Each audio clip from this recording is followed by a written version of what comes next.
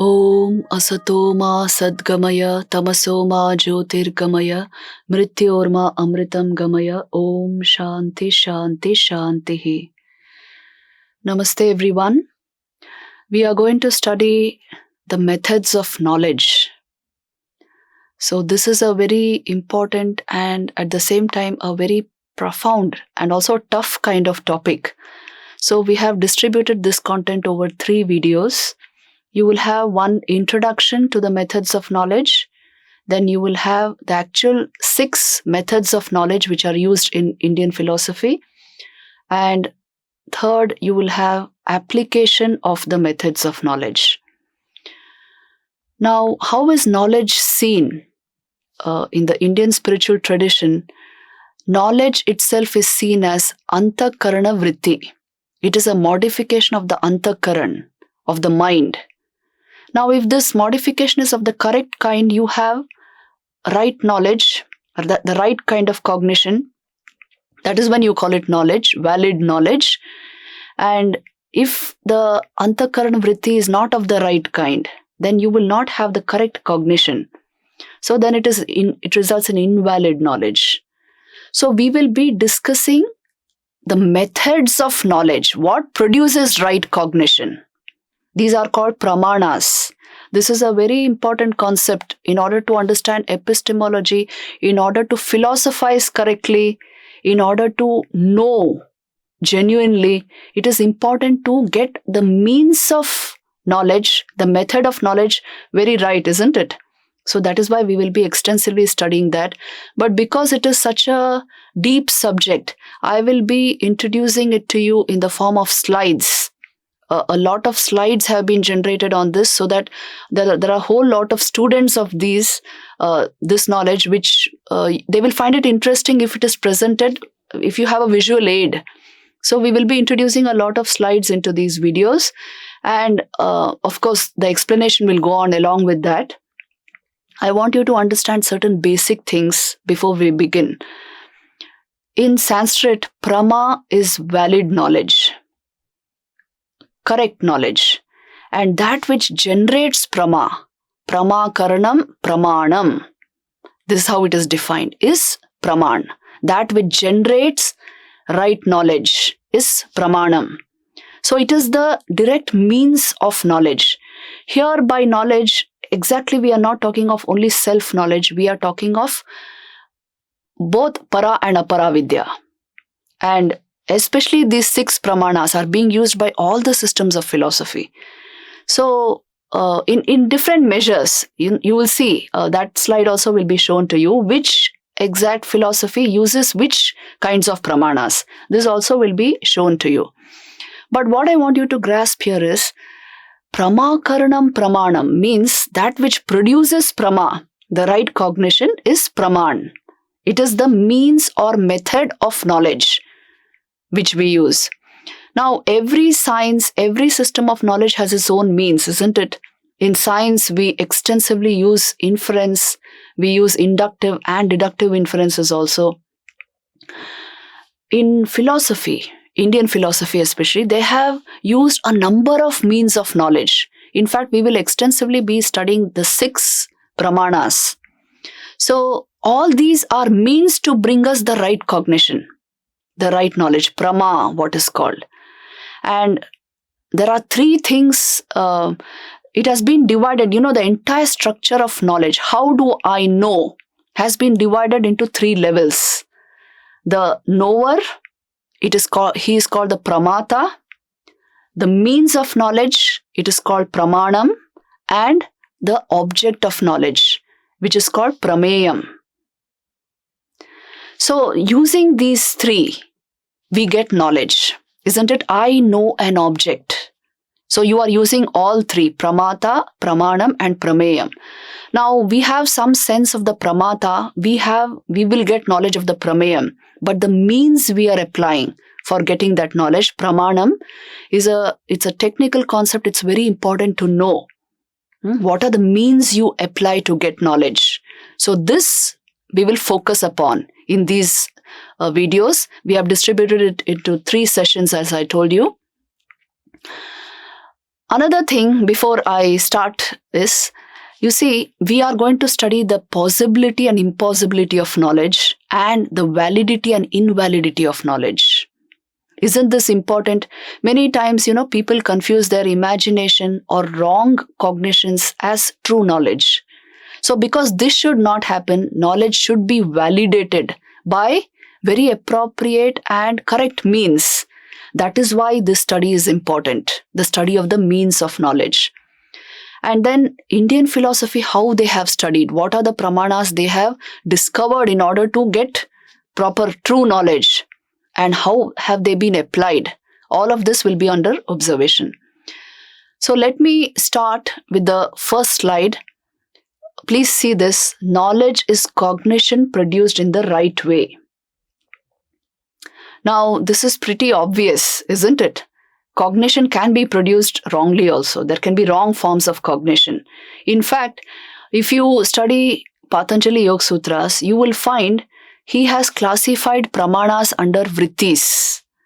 And he shows us those vrittis which will produce wrong knowledge also. So, which are not effective in producing right knowledge. All of that also has been explained. Shankaracharya uses pramanas as the means of knowledge. Vivekananda uses it more as a proof of knowledge. So we will bring all this under observation and make a deep study of these facts. Let's go to the next slide. Look at this, possibility and impossibility of knowledge. For those of you who have seen the fundamentals of yoga psychology videos, you will understand what I have outlined in this slide are the 5 types of vrittis which Patanjali speaks of. Praman vritti, viparyaya, vikalpa, nidra and smriti. Now, praman vrittis are what produce right knowledge. They arise out of a clear, pure state of mind. So, if the mind is in certain particular states, it will result in very clear knowledge. If the mind is deluded, it will result in wrong knowledge. If the mind is, if mind has the capacity to deflect knowledge, a very dull mind or a mind which has wrong cognitions, which it's not going to produce true knowledge, isn't it? So viparya is that state where wrong knowledge is produced and perception is distorted by the density of the mind. Because it is cluttered with strong negative emotions. You must have seen this. When you have anger in your mind, you don't see things rightly, isn't it? So there are factors right within our minds which can deflect right cognition. So this is to be taken account of. The third which he uses are vikalpas. Vikalpas are vrittis which create a kind of fantasy. It is visheshana kalpitam. It is actually imagined, and it can lead to distortion of true cognition. So it is generally produced by restlessness of the mind, overactivity of the mind, and it produces the what if question. Is this true? That will naturally come into your mind. And it arises because of accumulated sanskars, complexities and impurities. All these are responsible for vikalpas. Not that vikalpas are wrong. You see, many times our imaginations help us. A very a great visionary, when he was a young child, he might have been a very imaginative boy. And later on, it developed into a vision. So not that all vikalpas are wrong, but here we are studying the methods of right knowledge, right cognition. So then vikalpa is you can say a compromise on that. Because it should not be any form of an imagination or a fantasy. It should be the thing as it is. Then only the vritti will produce the right cognition. So vikalpas are discounted in that sense, and they are not taken as vrittis which produce correct knowledge. Then you have nidra. This is also a vritti, which Patanjali classifies nidra under vrittis. He says it arises due to tamas, due to heaviness or boredom, exhaustion, stress, and it is abhava pratyay. It is the lack of a complete cognition or thought. You can feel the blankness of sleep, isn't it? So this kind of vritti again does not produce the right cognition. If you are in a half sleepy, dreamy state, how will you perceive anything rightly? So that is why Nidra is again not a vritti which produces true knowledge. And then you have Smriti. Smriti is again memory. It is laced with the impressions of the past and with your likes and dislikes. So previous experience guides knowledge of present experience. Now, if you see all four of these, Viparyai, Vikalpa, Nidra and Smriti, you will see a lot of its input can be part of your mind.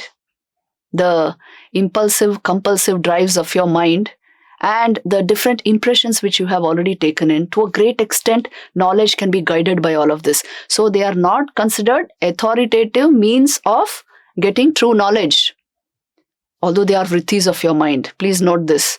So Praman vritti is considered the vritti. That is why Praman is used like this by Patanjali. It is the means to get true knowledge. And that is why we will have to focus on this. The same thing. So you understand the possibility and impossibility of knowledge. Knowledge is only possible when you have the correct vritti in your mind.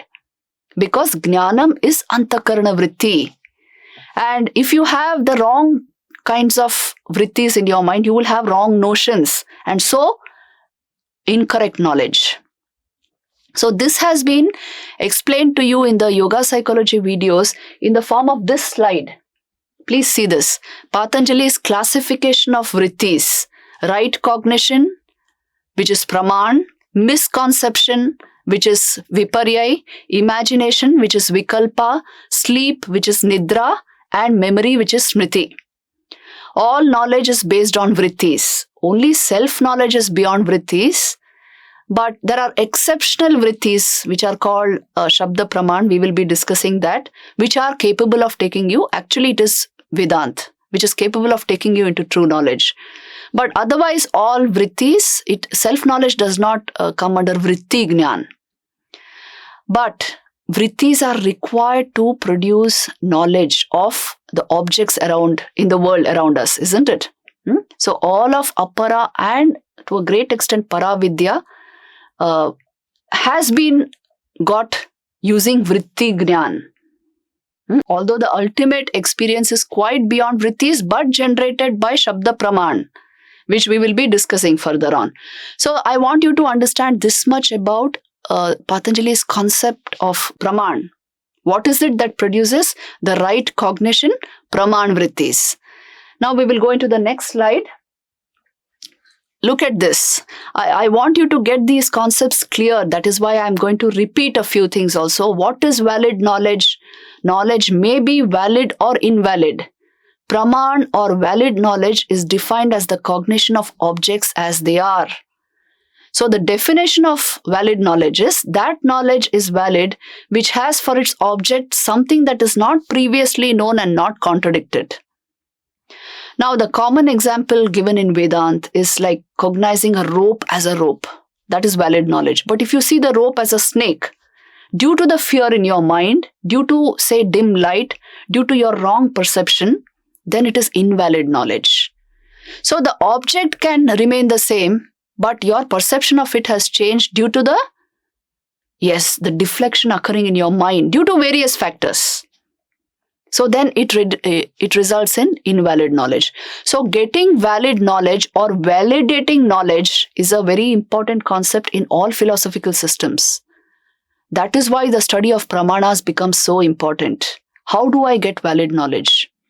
If you have valid knowledge, then only the knowledge becomes fruitful. What is the fruit of knowledge? Realization. Once you are completely convinced of the truth of something, automatically knowledge will change you. Isn't this true? Nahi jnanena sadrisham pavitram iha vidyate. That's why it's a most purifying experience. True cognition, the right knowledge. But for that, it must come by the right means. That is why all this discussion. I would like to point out the invalid knowledge also. Please see this. Aprama or invalid knowledge is described as cognition representing a wrong notion of an object without the apprehension of the correct nature. It includes memory, smriti, doubt, samshaya, error or illusion, what is called brahma or viparyai, and sleep, nidra, dream, swapna, logic, tarka. All of these are put under invalid knowledge. Why? Memory is not produced by any of the 6 means of valid cognition. It arises, which we will be discussing further on, it arises due to impressions of past cognition. That is why memory is not taken as valid knowledge. You just remember and say something. No, that is not the proof of the thing existing. Many things might have created your memory. Then, doubt. On seeing a stump of a tree in the dark, you start thinking, is it a stump or is it a person crouching? So doubt is lack of certainty of cognition.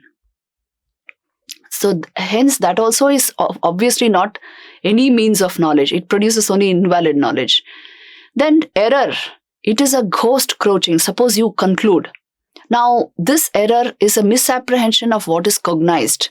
What is it occurring due to? Due to the sentiments in your mind. So error again is not obviously a means to true knowledge. Illusion, error, all these are means to invalid knowledge. See, the next one is illusion. Illusion is erroneous perception. Rope as snake, apprehending one thing for another, and that is what is called illusory illusion, or you misperceive the object. So error and illusion are things which we should know. They result in invalid knowledge. Then tarka or doubt is considered invalid knowledge because it does not produce new knowledge. It does not remove doubt. It only confirms what one already knows earlier and opens the possibility of establishing truth. So you can indulge in logic, but at the most it will remove misconceptions about certain things but not take you directly to truth. Naisha tarkena matirapaneya, it is said. Just by tarka you don't go to the right cognition. Although it is an effective means of removing the wrong cognition, because it is with a questioning spirit you doubt, isn't it? So tarka and doubt are like this. They don't actually yield the cognition. Then dream. Dream is of course invalid knowledge because dream objects are contradicted by facts in the waking state. So, of course, you see, exceptions are always there. Some dreams may give you a hint of forthcoming events or something like that. But here we are talking of general dreams. It is a spin-off of your mind. It's spun from your mind, and that's why it constitutes invalid knowledge.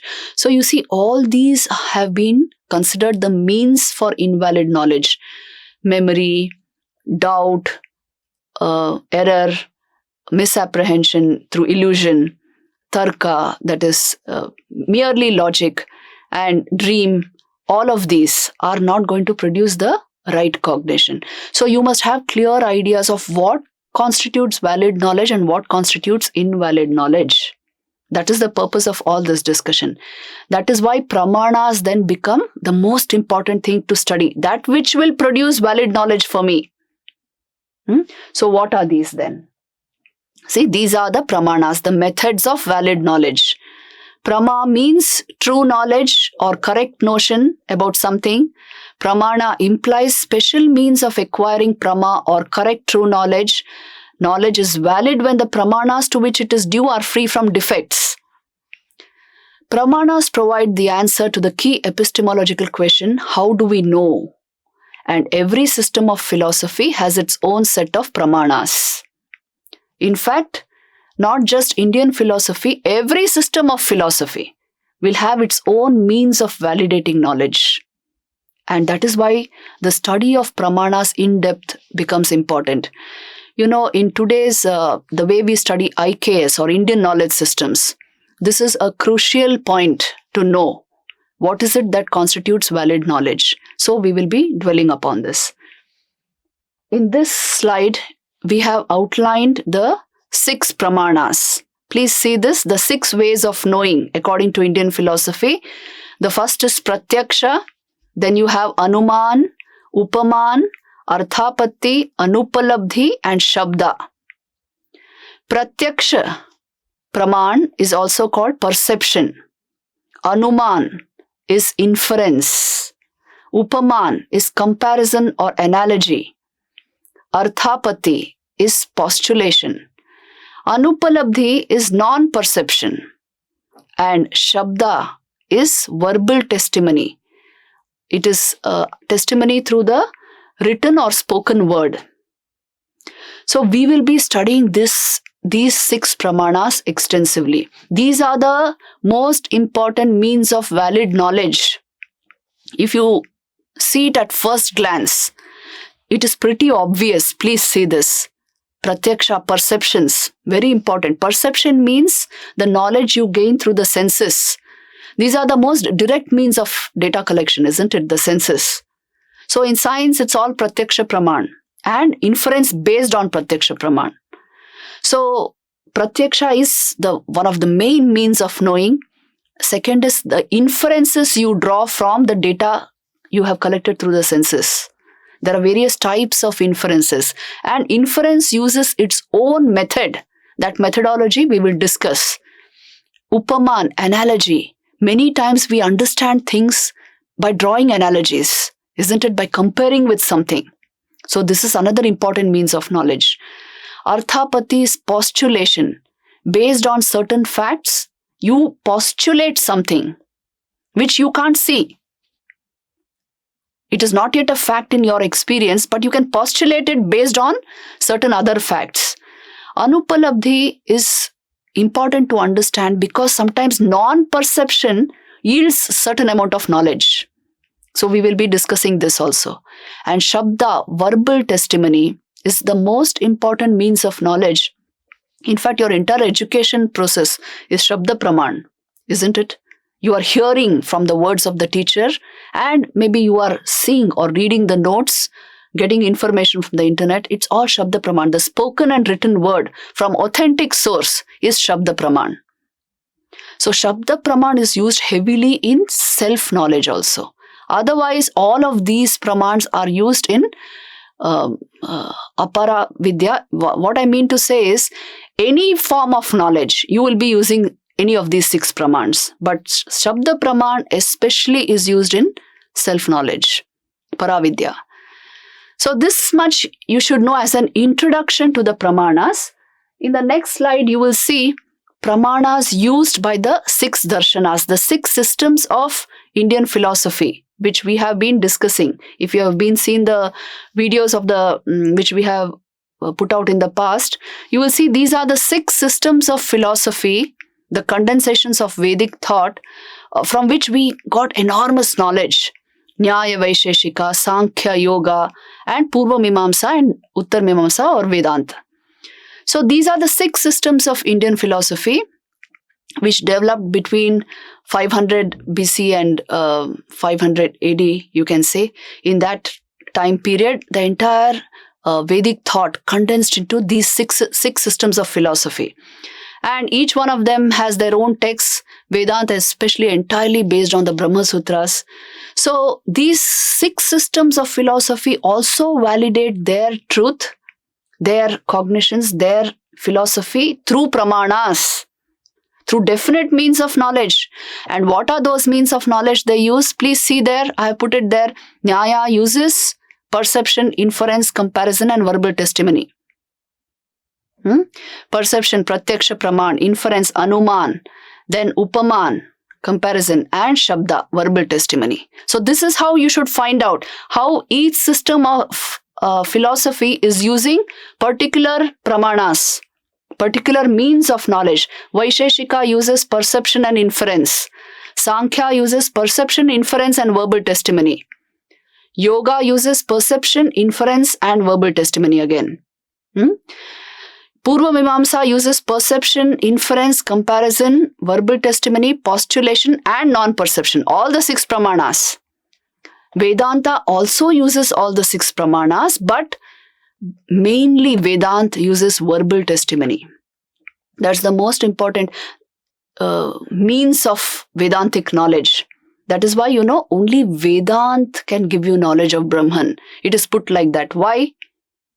Because it provides the Shabda Praman, the verbal testimony required in the form of the written and spoken word to get the knowledge of Brahman. Another thing which you should understand here is, you don't abuse pramans by comparing them in different systems, branches of knowledge. Science is using one kind of praman. It heavily uses, as I told you, pratyaksha praman, and that is perception and inference, anuman. Now, you don't compare it with another, because it is dealing with, what is science dealing with? The nature of the objects around us, the world around us. It is dealing with anatma vastu in Vedic language. But many of these systems of thought, these branches of knowledge are like Vedant, for example, is dealing with Atma Vastu. So the nature of the Praman will change there. The nature of even the inference they are using may be slightly different. They don't rely purely on perceptions, sense-based knowledge, because senses are limited in function, isn't it? So how we apply Pramans, which branch of knowledge, which system of philosophy, how it uses Pramans, these are important for us to understand. That is why we are going to go into an exhaustive research into the Pramanas. We will end this video here because this is just an introduction to the 6 Pramanas, the valid means of knowledge. And in the next video, we will actually study the 6 Pramanas. Thank you very much. Om Shanti Shanti Shanti.